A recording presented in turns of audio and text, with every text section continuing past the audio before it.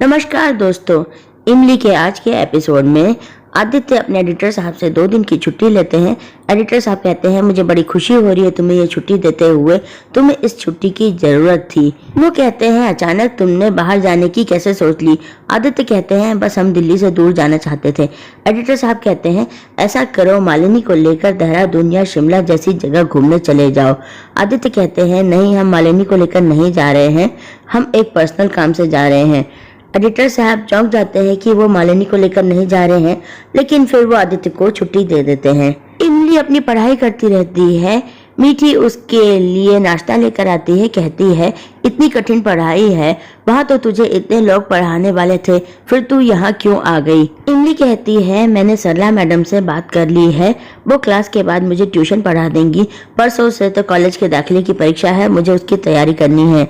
मीठी कहती है तेरे कॉलेज के दाखिले की परीक्षा है तो तुझे यहाँ नहीं आना चाहिए था। इमली उससे कहती है क्या अम्मा तुम्हें हमारी याद नहीं आती क्या, बार बार हमें यहाँ से जाने को क्यों बोलती रहती हो। मीठी कहती है याद तो तेरी बहुत आती है, लेकिन अब तेरा ब्याह हो गया है, तेरे ससुराल वालों को भी तो तेरी याद आती होगी। मुझे लगा था कि तू 2 दिन के लिए आई है तो 2 दिनों की याद को ही मैं अपने दिल में बसा के रखूंगी। अब ब्याहता बेटी को मायके में तो नहीं रख सकती ना। इमली कहती है और अगर हम यहाँ से जाए ही ना तो। मीठी ये बात सुन के चौंक जाती है। इधर आदित्य अपने घर में सामान पैक करके 2 दिन के लिए कहीं जाते रहते हैं। पूरा परिवार परेशान रहता है। सब कहते हैं अभी तो तेरी चोटें भी नहीं भरी हैं, तू कहाँ जा रहा है, ऐसा कौन सा काम है। सब लोग मालिनी से पूछते हैं कि ये कहाँ जा रहा है। मालिनी कहती है मुझे पता होता तो मैं बता देती, लेकिन इन्होंने तो मुझे बताना जरूरी नहीं समझा, ना ही मुझे अपने साथ ले जाना जरूरी समझा। ये दरअसल काम के बहाने से हम सबसे दूर जाना चाहते हैं। मुझसे अगर ये साफ साफ कहते हैं कि इन्हें थोड़ी पर्सनल स्पेस चाहिए तो क्या मैं इन्हें नहीं देती।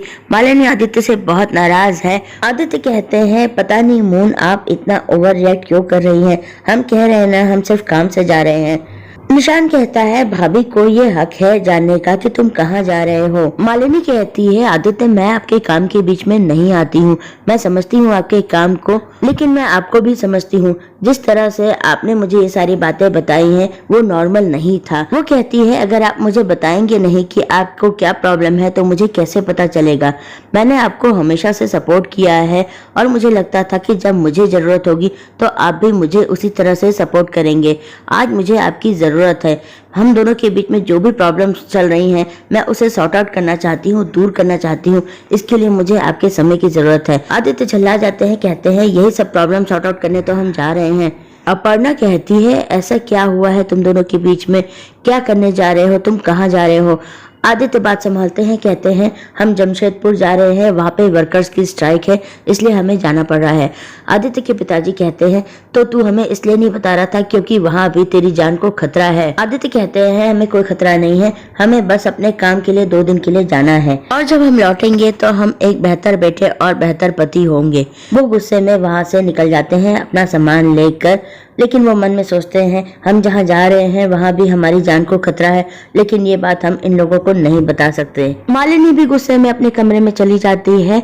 अपर्णा और उनके पति सोचते हैं पता नहीं हमारे बच्चों की जिंदगी में क्या हो रहा है। इधर इमली की बात से मीठी चौंक जाती है और वो कहती है कुछ भी बकवास करती रहती है, क्या बेहता बेटी कभी मायके रह सकती है हमेशा के लिए। वो इमली को डांटती है। तभी सत्यकाम भी वहाँ आ जाते हैं। इमली कहती है हमको पढ़ाई करने दो। मीठी इमली से पूछती है एक बात सच सच बता, क्या जमाई बाबू तुझसे प्रेम करते हैं या नहीं। सत्यकाम कहते हैं तुम बिटिया को पढ़ाई नहीं करने दोगी तो वो आगे कैसे बढ़ेगी, अभी बिटिया पढ़ाई कर रही है और तुम ये सब बातें लगा के बैठ गई। मीठी सत्यकाम को डांट देती है, कहती है तू चुप कर, बीच में मत बोल। वो इमली से कहती है पहले मेरी बात का जवाब दे। इमली कहती है अम्मा तुमने देखा नहीं था जब हमें गोली लगी थी बाबू साहब की क्या हालत हुई थी, तुम हमें परेशान मत करो, वो हमसे बहुत प्यार करते हैं और हमें पढ़ाई करने दो। सत्यकाम भी वहाँ से चले जाते हैं, कहते हैं ठीक है तुम दोनों माँ बेटी अपनी बातें करो। मीठी परी से कहती है आजा मैं तुझे खाना खिला देती हूँ। नानी आती है और मीठी पर चिल्लाती है, कहती है यहाँ क्या भंडारा खोल रखा है जो किसी को भी खाना खिलाती रहती है। मीठी कहती है प्रकाश कोई पराया नहीं है, सत्यकाम का गोद लिया हुआ बेटा है। नानी कहती है सत्यकाम को तो आसपास के गांव के सभी भूखे नंगे बाप मानते हैं, तो क्या हम सबको खाना खिलाते रहेंगे क्या। ये गोद लिया हुआ बेटा है, खून का कोई रिश्ता नहीं है इससे। इमली नाराज हो जाती है, कहती है नानी तो तुमसे भी हमारा कोई खून का रिश्ता नहीं है, फिर हम दोनों क्यों तुम्हारे ताने सुनते रहते हैं दिन भर। तुम तो गले में आम की गुठली की तरह फंस गई हो, निकाल के फेंक दे क्या तुम्हें। नानी इमली पर नाराज होती है, कहती है खुद तो रानी बनकर शहर में बैठ गई है, ये तो होता नहीं है कि हमारे लिए कुछ पैसे भेज दे।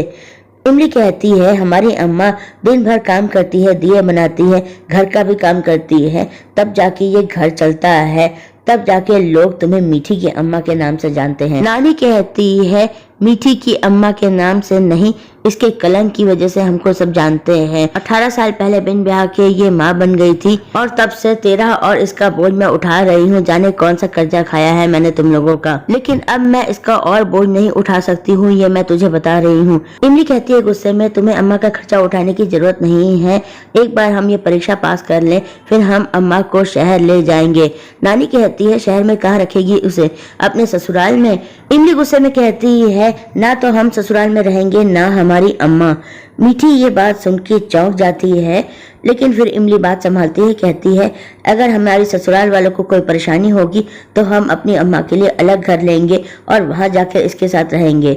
मीठी इमली को डांटती है, कहती है तू गुस्से में कुछ भी बोलती रहती है, भूल कर भी बाबू साहब के सामने ये सारी बातें मत करना, उन्हें कैसा लगेगा तेरे मुंह से ये सब बातें सुनकर। इमली चुप रह जाती है, कुछ नहीं कह पाती। इसके बाद इमली अपनी सहेलियों के साथ बैठी रहती है, उसकी सहेलियां उससे तरह तरह की बातें करती रहती हैं, कहती हैं तेरा पति तुझसे आई लव यू कहता है या नहीं। इमली कहती है शहर में क्या सब लोग आई लव यू कहते फिरते हैं, तब भी उसकी सहेलियां नहीं मानती और पूछती हैं बता ना कुछ हमें अपने पति के बारे में, हमने तो शहर कभी देखा नहीं, हमें नहीं पता शहरी पति कैसे होते हैं। इमली याद करती है जब आदित्य ने आई लव यू का गाना गाया था, वो कहती है हाँ हमारे पति ने हमसे ऐसा कहा है और गाना गा के कहा है। फिर वो याद करती है जब उसने आदित्य और मालिनी को देखा था, वो वही इंसिडेंट बताने लगती है और कहती है एक बार हमारा सिनेमा देखने का मन था लेकिन बाबू साहब हमें नहीं ले जा पाए, उन्हें आने में देर हो गई तो उन्होंने कमरे में ही सिनेमा का पर्दा लगा दिया और मक्के की लाई भी हमें खिलाई और फिर हमारे करीब आ गए, हमें जकड़ लिया।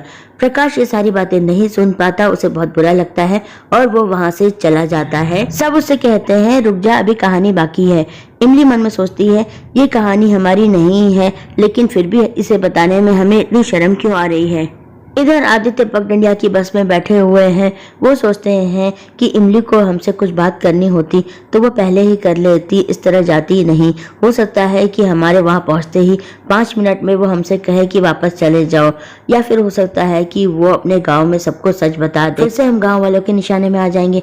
लेकिन फिर वो सोचते हैं कि इमली खुद से कभी ऐसा नहीं बताएगी, लेकिन अगर गलती से गाँव वालों को पता चल गया तो हमारी जान को फिर से खतरा हो सकता है।